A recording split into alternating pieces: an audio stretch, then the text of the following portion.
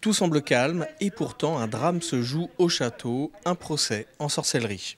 Fille de démon, à vous, et Dieu te pardonnera. Après les Templiers l'année dernière, le thème de ces fêtes cette année sont donc les sorcières et le pain ensorcelé évidemment. Le pain entrait en médiéval sur beaucoup de choses.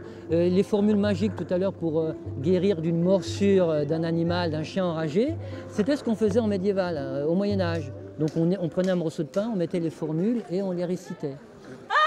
Le démon est dans son corps. Datant du XIIIe siècle, la forteresse était l'un des derniers remparts du royaume à l'époque. À un moment où le domaine royal était extrêmement limité autour de l'Île-de-France, lorsque le roi de France, par exemple Philippe Auguste ou Louis VI le Gros, entreprenait d'aller de Paris à Orléans, eh bien, il empruntait ce qu'on appellerait aujourd'hui la voie stratégique du royaume, qui était protégée par différentes fortifications, donc Yèvre-le-Châtel, Étampes, Dourdan,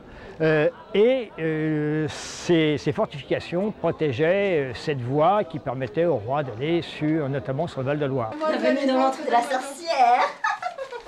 Bien loin du tumulte de l'histoire, les enfants doivent maintenant parcourir les salles du château à la recherche d'indices qui leur permettront de trouver la réponse à une énigme.